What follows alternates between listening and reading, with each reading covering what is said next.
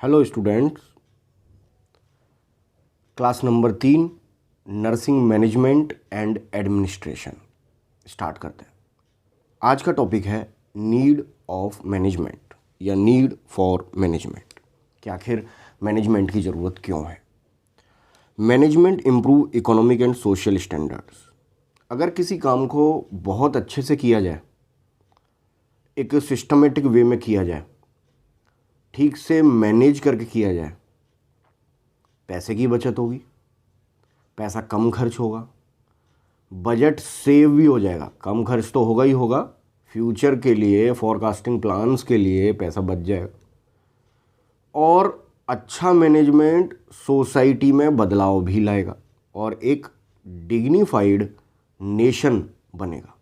तो इस सेंटेंस का मतलब यही है कि मैनेजमेंट इम्प्रूव करता है economic and social standard. It contribute to the healthy economy of a nation. वही बात आ गई जो मैंने कहा, नेशन वाली कि एक अच्छा नेशन, एक इकोनॉमी देश की बढ़ेगी अगर सही से मैनेज किया जाए बजट को, चीज़ों को। ठीक है। इसके अलावा दूसरा पॉइंट देखिए, स्पेशलाइज्ड मैनेजमेंट, जैसे कि मैनेजमेंट बाय एक्सपर्ट्स। आपने देखा होगा एक्सपीरियंस लोग क्यों लिए जाते हैं नई ऑर्गेनाइजेशन में। जो लोग ऑलरेडी काम कर चुके हैं, कई वर्षों का अनुभव है, एक्सपर्ट है, वो चलती हुई ऑर्गेनाइजेशन को और बेटर वे में इकोनॉमिकली ग्रो करा सकते हैं, सोशली और अच्छा कर सकते हैं, बेटर प्रोडक्ट बना सकते हैं। वही चीज़ ये बोल रहा है कि हमेशा मैनेजमेंट स्पेशलाइज्ड मैनेजमेंट हो तो बेहतर है। और स्पेशलाइज्ड मैनेजमेंट का मतलब बताया इन्होंने कि एक्सपर्ट्स के द्वारा मैनेजमेंट किया जाए। उसका फ़ायदा क्या है? Providing new ideas, imagination and foresight. अब कोई एक्सपर्ट आएगा, उसे पहले से पता है कि एक ऑर्गेनाइजेशन को रन करने में क्या क्या प्रॉब्लम्स आती हैं, तो नए आइडियाज़ आएंगे कि नहीं आएंगे। और फोरसाइट, वो आगे की चीज़ों को भी पहले ही देख पा रहा है क्योंकि उसने वो चीज़ पहले कहीं काम करने के दौरान एक्सपीरियंस की है। तो foresight, imagination, new ideas and developing appropriate business strategies, ताकि एक अच्छी स्ट्रेटजीज बनाई जा सके। तीसरा पॉइंट है कि क्यों ज़रूरत है मैनेजमेंट की। आइए देखिए क्या लिख रहा है तीसरे पॉइंट में। Employees expect the management to contribute to their development. देखो कितना अच्छा पॉइंट आया है कि आप तो ऑर्गेनाइजेशन की ग्रोथ कर ही रहे हैं, मैनेजमेंट तो ऑर्गेनाइजेशन की ग्रोथ कर ही रहा है, लेकिन एक एम्प्लॉय भी चाहता है कि एक अच्छा मैनेजमेंट उसे मिले, जिससे उनका खुद का, किसका खुद का, वर्कर्स का भी एक इकोनॉमिकल डेवलपमेंट हो सके। यानी कि अच्छा एम्प्लॉय भी चाहता है, एम्प्लॉयर तो चाहता ही है ऑर्गेनाइजेशन को ग्रो करना, लेकिन अच्छा एम्प्लॉय भी चाहता है कि उसकी ऑर्गेनाइजेशन ग्रो हो, साथ में खुद का भी विकास हो सके, वर्कर्स का भी डेवलपमेंट इकोनॉमिकली हो सके। ठीक है, तो ये पॉइंट हो गया। अगला देखिए, demanding and cost conscious customers always look to management for quality product and reasonable cost. Employer चाहता है अपनी ऑर्गेनाइजेशन की ग्रोथ, वर्कर्स चाहते हैं खुद की ग्रोथ, और वो ऑर्गेनाइजेशन जो प्रोडक्ट बना रही है यानी कस्टमर, वो भी तो क्वालिटी प्रोडक्ट चाहता है। आपने कोई प्रोडक्ट बनाया, मार्केट में आप सेल करना चाहते हो, तो कस्टमर भी तो चाहता है कि वो एक बेटर मैनेजमेंट के द्वारा निकल के आया हुआ प्रोडक्ट हो। नर्सिंग हॉस्पिटल का ही एग्जांपल ले लीजिए। आपका कस्टमर लाइक नर्सिंग स्टूडेंट है या लाइक पेशेंट है, तो वहाँ क्वालिटी ऑफ केयर तो इम्प्रूव होनी चाहिए। कस्टमर भी यही एक्सपेक्ट करता है ऑर्गेनाइजेशन से। तो तीसरा, demanding and cost conscious customer always look at management for quality product, और वो भी कम से कम कॉस्ट पर। ठीक है। सक्सेस और failure of a business depend on a good management. ये तो आपको पता ही है बात कि अच्छा मैनेजमेंट पे ही डिपेंड करती है किसी ऑर्गेनाइजेशन की सक्सेस और फेलियर। अच्छा मैनेजमेंट मिल गया तो लोग बहुत आगे निकल जाते हैं, अच्छा मैनेजमेंट नहीं मिल पाया तो उनकी ग्रोथ रुक जाती है या बंदी हो जाते हैं business. Government look at organisations with good management to run its business in a lawful way and act as partner in achieving its goal of developed society. देखो कितनी अच्छी बात बोली, ये भी नया पॉइंट है। गवर्नमेंट खुद देखती है अलग अलग तरह की ऑर्गेनाइजेशन को, अलग अलग तरह के बिजनेसेस को। गवर्नमेंट भी पार्टनर बनती है। अगर कोई ऑर्गेनाइजेशन बहुत अच्छा ग्रो कर रही है, गवर्नमेंट भी एक डेवलप्ड सोसाइटी बनाना चाहती है और वो उसमें पार्टनर बनना चाहती है, इन्वेस्ट करना चाहती है। बिल्कुल। तो एक अच्छा मैनेजमेंट होगा और लॉफुल चल रहा होगा, सारे रूल्स रेगुलेशन फॉलो हो रहे होंगे, तो गवर्नमेंट भी पार्टिसिपेट करती है ताकि एक डेवलप्ड सोसाइटी का निर्माण हो सके। तो ये कुछ पॉइंट्स है नीड फॉर मैनेजमेंट में कि इकोनॉमिक एंड सोशल स्टैंडर्ड और एक अच्छा नेशन, एक राष्ट्र बने इकोनॉमिकली। एक्सपर्ट के द्वारा मैनेजमेंट हो ताकि फ्यूचर में क्या क्या दिक्कतें आ सकती हैं और बजट कैसे बचाना है वो हो सके। एक एम्प्लॉय भी एक्सपेक्ट करता है कि खुद का डेवलपमेंट हो सके। कस्टमर एक्सपेक्ट कर रहा है कि क्वालिटी प्रोडक्ट मिले, कम से कम पैसे खर्च करके मिले। और गुड मैनेजमेंट फेलियर और सक्सेस पे डिपेंड करता है। और गवर्नमेंट भी हमेशा लॉफुल, जो कानून का पालन करते हुए जो बिजनेस ग्रो करते हैं उनमें इंटरेस्ट दिखाती है, उनमें इन्वेस्ट करती है और बिजनेस चलाने के लिए छूट भी देती है और स्कॉलरशिप्स भी देती है। और इस वजह से एक डेवलप्ड सोसाइटी का निर्माण हो सके, ये गवर्नमेंट चाहती है। इस वजह से गुड मैनेजमेंट की ज़रूरत पड़ती है। आगे बढ़ते हैं, अगली हेडिंग क्या है देखिए। अब मैनेजमेंट के रिगार्डिंग तो बहुत सारी बातें हो गई, लेकिन एडमिनिस्ट्रेशन टर्म कहाँ से आया और क्या वो मैनेजमेंट से ब्रॉडर टर्म है कि उसके नीचे आता है, आइए देखते हैं एडमिनिस्ट्रेशन। ठीक है, तो अगला पॉइंट है concept of administration. The word administered is derived from the Latin word ad plus minister. Administer word बना है एडमिनिस्टर्ड से, एड प्लस मिनिस्टर से, जिसका मतलब होता है टू केयर फॉर, दूसरों की देखभाल करना, और to look after people to manage affair. Administration means the function of group cooperating to accomplish towards common goal. ऐसे लोगों की देखभाल करना जो मैनेज कर रहे हैं, जो कॉमन गोल के लिए काम कर रहे हैं किसी ऑर्गेनाइजेशन में, उसे कहते हैं एडमिनिस्टर। नहीं समझे? मैनेजमेंट से ब्रॉडर टर्म हो गया ये, क्योंकि मैनेजमेंट तो ऑर्गेनाइजेशन की ग्रोथ करवा रहा है और उसके ऊपर है एडमिनिस्ट्रेशन, जो कॉमन गोल के लिए जो लोग काम कर रहे हैं। और कौन लोग काम कर रहे हैं? मैनेजमेंट भी तो उसी के अंदर आता है, मैनेजर भी तो उसी के अंदर आता है, एम्प्लॉय भी तो उसी के अंदर आता है। तो कॉमन गोल के लिए जो लोग काम कर रहे हैं उन लोगों की देखभाल करना, उन लोगों को लुक करना, उन लोगों के अफेयर मैनेज करना, उन लोगों के फंक्शन मैनेज करना, जो लोग कॉमन गोल के लिए काम कर रहे हैं, वहाँ से वर्ड आया है एडमिनिस्टर्ड या एडमिनिस्ट्रेशन। तो एडमिनिस्ट्रेशन एक ब्रॉडर टर्म हो गया, उसका एक पार्ट हो गया मैनेजमेंट, उसका एक पार्ट हो गया मैनेजमेंट।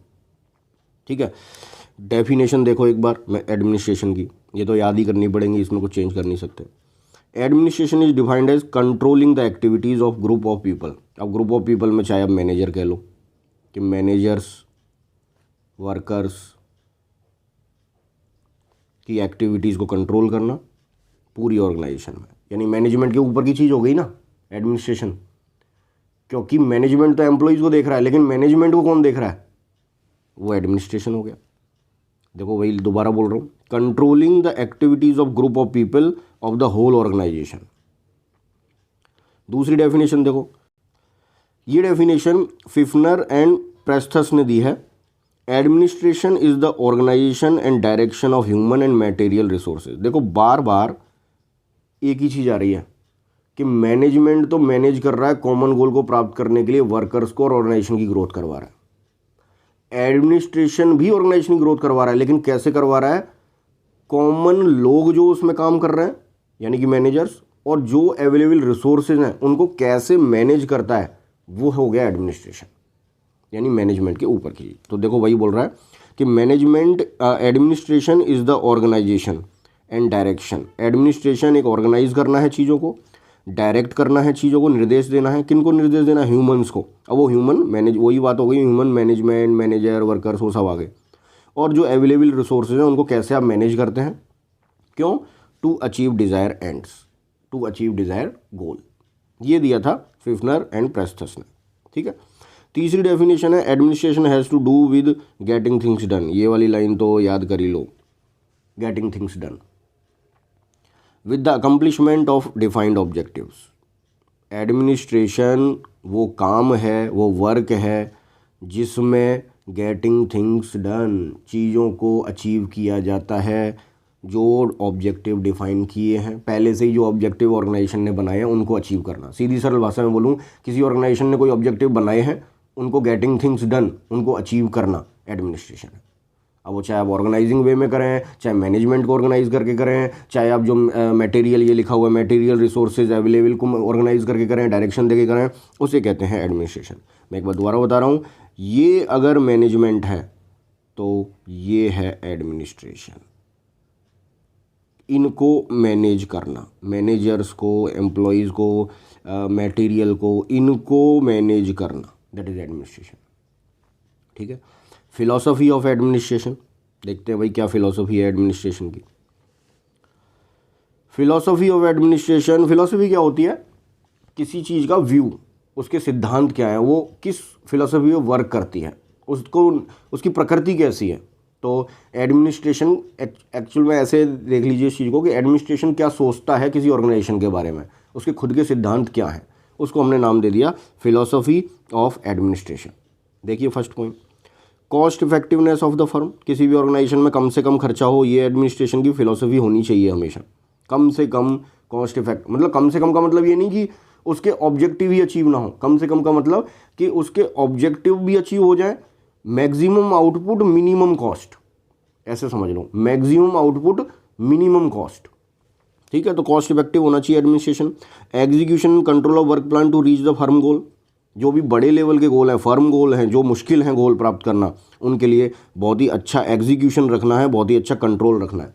तभी तो बोलते हैं एडमिन में जाएंगे तो वो तो बात नहीं मानेंगे, एडमिन में जाएंगे तो वो तो बहुत स्ट्रिक्ट एडमिन है, क्योंकि एडमिन का काम है कि जो ऑर्गेनाइजेशन के फर्म गोल हैं, जो बड़े गोल हैं, उसमें बहुत अच्छा कंट्रोल रखना वर्क का और एग्जीक्यूशन रखना। ठीक है। Delegation of responsibility at all level. अब वही बात आ गई कि मैनेजर के अंडर में जितने भी वर्कर्स हैं, उन सबको डेलीगेशन ऑफ अथॉरिटी का काम किसका होना चाहिए? एडमिनिस्ट्रेशन का। Human relation and good moral among the workers. अच्छा रिलेशन बने, अच्छा माहौल बने ऑर्गेनाइजेशन में, ह्यूमन रिलेशन का काम। Main effective communication with all level workers of the firm. Her level पर मैनेजर्स का बिहेवियर वर्कर्स के साथ, मैनेजर्स का बिहेवियर एडमिन वालों के साथ एक मेन इफेक्टिव कम्युनिकेशन हो। ऐसा नहीं कि नीचे तक की बातें ऊपर एडमिन लेवल तक नहीं पहुंच पा रही हैं और जिससे गैप चल रहा है, ऐसा कम्युनिकेशन नहीं होना चाहिए।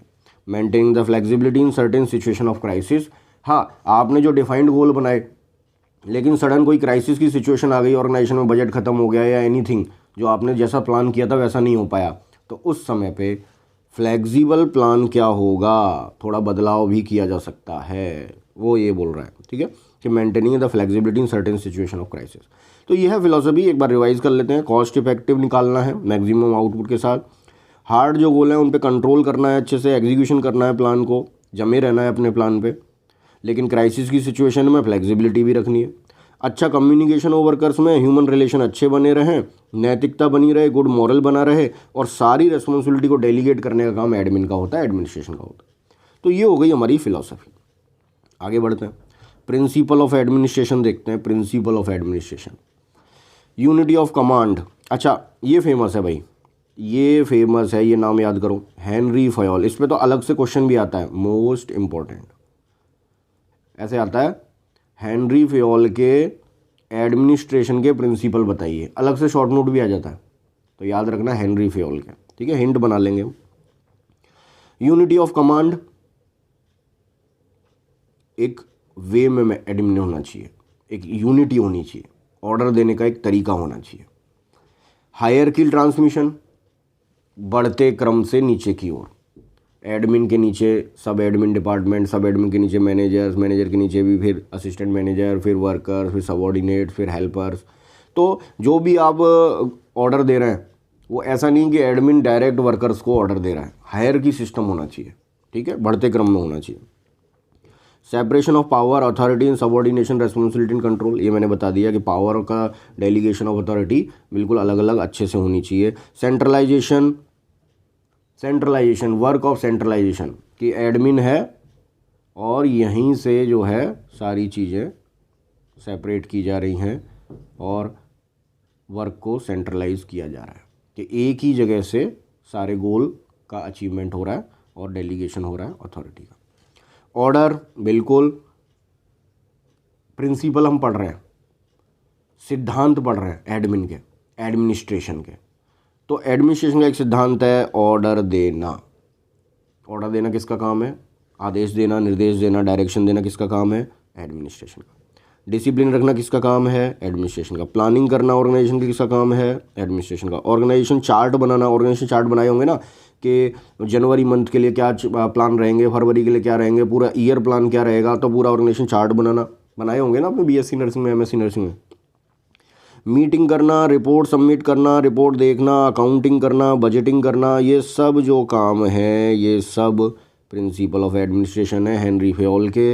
इनको आपको याद रखना है 10 प्रिंसिपल्स को। Unity of command, hierarchy, separation of power और authority, centralisation, order, discipline, planning, organisation chart, meeting and reports and accounting. Hint मैं बता दूंगा आपको बना के, आप खुद की भी बनाना, कोई भी एक अच्छा वर्ड पहले वर्ड से ले लेना और एक अच्छा वर्ड बन जाएगा, तो 10 आपको प्रिंसिपल याद हो जाएंगे एडमिनिस्ट्रेशन के। ठीक है, फंक्शन देख लो एक बार। फंक्शन ऑफ एडमिनिस्ट्रेशन क्या है? वही चीज़ है जो अभी ऊपर पड़ी है, वही बार बार आएगा, देखो घूम के, बस लैंग्वेज चेंज हो जाएगी। कैसे? देखो, फॉर्मेशन ऑफ प्लान और पॉलिसी, वही अभी जो आया कि प्लान बनाना, पॉलिसीज़ बनाना, फिर उसका इम्प्लीमेंटेशन गोल को प्राप्त करने के लिए, और फिर उसका रेगुलेशन। तो 3 चीज़ आ गई सामने निकल के। प्लान बनाना, ठीक, उस प्लान को इम्प्लीमेंट करना, ठीक, और इम्प्लीमेंट करने के बाद सही से वो इम्प्लीमेंट हो रहा है नहीं हो रहा है, उसका रेगुलेशन तो लगातार करना पड़ेगा ना, ये थोड़ी एक बार इम्प्लीमेंट करके छोड़ दिया, तो उसकी देख रेख भी तो करनी पड़ेगी। तो बहुत ही आसान हो गया फंक्शन ऑफ एडमिनिस्ट्रेशन। तो 3 वर्ड याद रखना, प्लान और पॉलिसीज़, इम्प्लीमेंटेशन ऑफ गोल्स, और रेगुलेशन द पॉलिसीज़। जो रूल बनाए हैं उनका रेगुलेशन हो रहा है कि नहीं हो रहा है। ठीक, scope of administration, scope next class से पढ़ लेंगे। ठीक है, स्कोप यहाँ से नेक्स्ट क्लास से पढ़ लेंगे। तो देखो हमने आज क्या पढ़ा, एक बार रिवाइज करते हैं। हमने पढ़ा आज एडमिनिस्ट्रेशन के बारे में, नहीं, हमने पढ़ा आज नीड फॉर मैनेजमेंट से। मैनेजमेंट की ज़रूरत क्यों है?